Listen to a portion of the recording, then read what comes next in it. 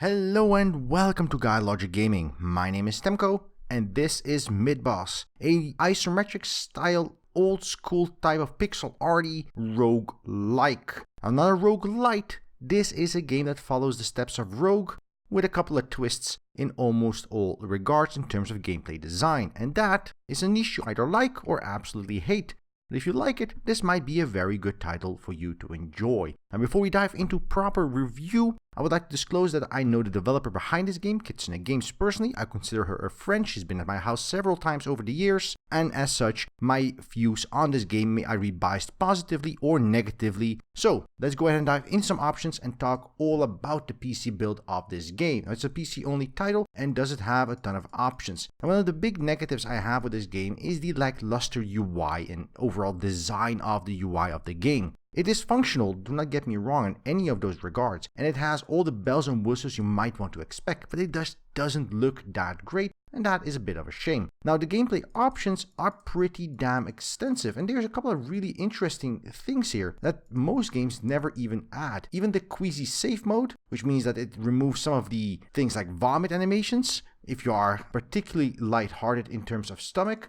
It even has things like you can disable health and stamina bar tooltips. It's all these minor things that all added up do matter quite a bit, especially the potion randomization, which is a thing that some people enjoy, but many people actively hate, which is where potions based on your run in this game are randomized between color and icon as well as identifying marks, so you never know what kind of potion you're dealing with until you identify the potion. I have turned off all of this because I absolutely hate the idea of picking up potions and not knowing what they do and having no way to figure that out most of the time. Fairly frustrating, so I've turned that off. Other than that, you have a bunch of graphical options, obviously full screen windowed, full screen mode, and windowed mode, and all the various resolutions, and you even have several render modes for retro mode. So this is really unique and sort of gimmicky in all regards, but it's available that you can play this game in a C64 mode, a Commodore 64 mode, or Apple II mode, or any other of these various modes that are very gimmicky overall, like pen and paper, and don't really add anything to the game, but it's just nice that they're here. It's a fun little added thing that the developer added. We have a couple of extra options, such as showing FPS or not, smooth shadows, upscaling the filter, etc, etc. Obviously, there's very limited graphical options in the game because it's a 2D isometric style game with pixel art style graphics, so really you're not gonna have any of those graphical fancy options. The game does have VSync. It has a full set of colorblind mode options, which is fantastic, and it allows you to change screen shake amount and all these other things overall, which honestly, for an isometric style indie game, this is a fantastic options menu. Audio-wise, we have master, SFX, and music volume. As the game has no voice acting, this is complete as it is. The game also mutes on alt tab, which is also excellent. No complaints whatsoever. And then we have, besides the ability to change mouse movement, if you want to prefer the keyboard movement, which is a 9-axis movement system, you could also turn that off if you want to. And then you have full rebindable keys for all the various actions available in the game. Overall, in this option menu, I have no complaints whatsoever outside of the way it looks, which is more of an art design nitpick than anything else. A very complete set of options, and the game performance is a little bit strange though, because while it runs very stable at all times in all situations, the game's FPS fluctuates immensely, going from over 300 to down to the low 60s for no particular reason between several turns on the same level of a dungeon. Very strange. And obviously this is a turn-based title, so even if the game did dip below 60, it wouldn't be the biggest issue with a slow-paced turn-based game. Now, in gameplay, there is a two-part system that you need to be aware of before you dive into gameplay proper. These are the death cards and the various gameplay modes. Now, death cards is what you get when you die. Now, I haven't saved most death cards for my various runs, but when you die, it gives you a little bit of a death card, and that death card shows you how you died, where you died, how much stuff you used, how many turns you took, experience you gained, items you got, forms you've equipped or mastered, and forms are the various creatures you take over to become. Very cool, detailed sets, and you can share these on Twitter or even share them with other players with this own same seed for the world generation, because the game is procedurally generated, and then somebody else can play the same dungeon you played and see whether or not they can do better, or you yourself can play the same dungeon over again to see if you can't improve your last attempt. That said, the fact that you can't share these via a email link or some other type of method other than Twitter, a little bit weird in my opinion. Moving on, you have statistics, which is overall statistics for your general best attempt and your total attempts. Pretty straightforward. And then we have a new game, which is a full campaign in essence. A quick play, pretty straightforward. This doesn't add achievements, but there's not that many achievements as it is. Just a quick run and gun game if you want to try out something. And then you have custom game, which you can add a random seed if you prefer, or add the seed of a different player in here, and then customize your experience, including the various sets and stats for the ability you want to use. And this is not used for global stat tracking, pretty straightforward. Now, let's go ahead and dive into a new game and talk about all the gameplay that this game offers as a roguelike. Before we dive into gameplay proper, there's two things to note with Midboss. One is that it is permadeath, which means that when you die, you have to start over from scratch. There is no permanent progression system or anything of the sort that many roguelike games have sort of integrated over the last couple of years. This is a true roguelike, and as such, if you die, you get to go back from square one. There is a little caveat for this though, and that's point 2. As I mentioned earlier, these death cards you could share and feud with other players and even compete with other people if you want to use them that way, have a secondary function in that you can select an item from a previous run to bring into a new run, which means that you can pick up a legendary item from the last time and bring it in a new run, sort of giving yourselves an early game boost to speed up the initial few levels, because generally speaking, in a roguelike or a roguelite game, those are the drag of the game. The early levels where you've already figured out how to do things and what you need to do. So thankfully, Midboss allows for a little bit of variance there. Now, having said that, the game all revolves around one specific mechanic and everything related to that, and that is the possession mechanic you can see in play right now. Every enemy you encounter in the dungeon, you can take over, and if you kill them, you can take their form. As you take their form, you get their abilities and their strengths and weaknesses, coupled with your own modifiers as your gear and your level and your various stats implies, which means certain forms are better for magic use, other forms are better for melee combat, other forms are better for range attacks, and so on and so forth. And each form has a certain set of unique abilities. Some forms only have one unique ability, and once you master that ability, you might as well go on to a different form. There's nothing more to learn. Other forms, like the vampire bat, have 4 different abilities that take a while to master, which means that you might need to switch between different types of vampire bats to finally master all about that form. Now, there's 2 reasons why you want to master different forms and why you want to jump between different types of forms, even if you find one that you're extremely comfortable with. Primarily is that healing in this game is very restricted. That taking damage to your health eventually might kill you. If you are a rat and you're at half health, anything else might just smack you in the face and you might die, even if you like the rat form. So you might need to want to switch to a different rat form if you can find one. Or you might need to switch to a bat, or a zombie, or a ghoul, or a centipede, or some other creature in the game that then heals you up to full health, allows you to rest and regenerate stamina and mana, and also switches around which abilities you have available. Now, there is a second caveat to this as well, which really sort of ups the complexity and customization you have available in your forms. And that is the way you equip forms and the way you equip abilities from forms. As I said earlier, you can equip different forms. The form I have equipped is a rat, but if I unlock different forms like a ghoul or a skeleton warrior, I can then equip that form alongside my main form as a secondary form, and then end up having the abilities of both forms. So let's say you want to have the vampire bat's ability to leech life off an opponent, but you also want to use a skeleton form and their ability to be a grave lord and sort of generate health from death. This is possible if you unlock both forms and you have unlocked the abilities for those forms. You can equip both of them and switch around all these different abilities to optimize how you want to play the game. Now, this doesn't mean you have to take over all the creatures you see, but especially initially in the game, this is a very necessary strategy because healing is limited, your health pool is tiny, and a couple of enemies down the line, you might get killed with no way of healing yourself. And if you get killed in your special animal creature form, whether that be a rat or a dragon of some kind, then you end up being back in your imp form with no skills, no abilities, no strengths, and most likely no life the next turn. Now, there is a third layer to gameplay within Midboss, your own character levels and stats that combine with your weapons and stats. So when you level up, you can apply stats to different aspects of the game. These increase your regular health and stamina and magic damage and melee damage and damage defense things on all sides. Coupled with the stats of your form, which multiply these, Then coupled with the stats of your gear, which again improve upon this, you combine this 3-layered way of building your character, which means that every run, depending on the sort of stats you get, coupled with the sort of gear you get, might end up having a very strong run because you went with melee damage and lots of health, but you ended up only getting very high-end magical items. You might need to switch around what you're doing based on that, and then multiply that with a specific form to get the best out of that, in both in terms of health as well as in terms of defense and damage output. And this continuous juggling of form, ability, and gear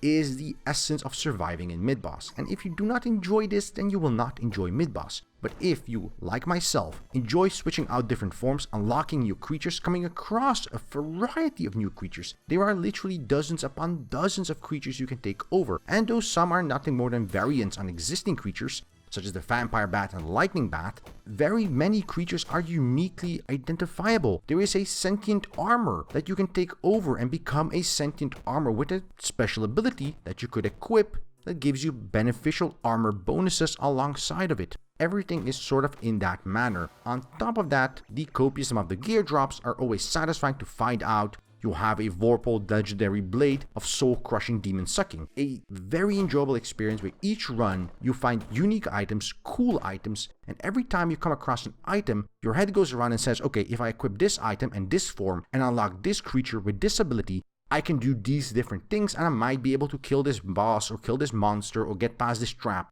A truly enjoyable experience in both exploration, discovery, puzzle solving, and enjoyable gear loot gathering experiences. Very, very cool.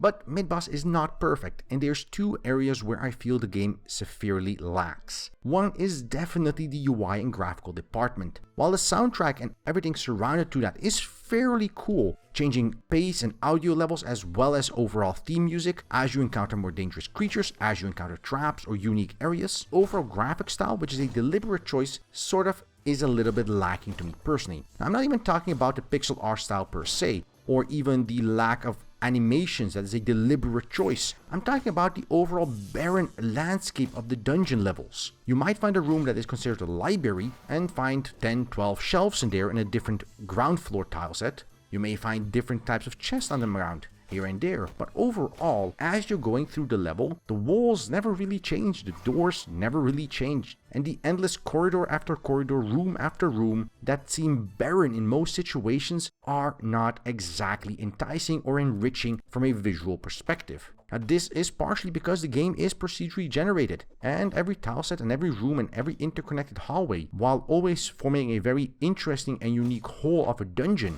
that keeps pulling you back in, does mean that the game is definitely a maze and definitely barren in many situations. The game does mitigate that by creating different variants of rooms, such as armories and libraries, with different types of tile sets and different types of enemies involved. But overall, when you're done in a dungeon and you're in your 4th, 5th, 6th, 7th, 8th, 10th, 20th run, and you come across the same empty corridor because that's the next and last 20 corridors you've been in, it does lose a bunch of its visual appeal. And this visual appeal also sort of translates in visual art of your character. Because the character art is fairly limited in both terms of animations, as well as overall impact of what you're experiencing, it's really hard to feel connected to your gear set, or the gear you get, or the achievements you get through that gear. Finding a unique weapon and playing with that weapon over a course of an entire round, you never really feel like you're wielding that weapon. You could change your big great sword to a great axe or a great staff or something else in between. And outside the stat differences and attack type differences between fast attacks or heavy attacks or magical attacks,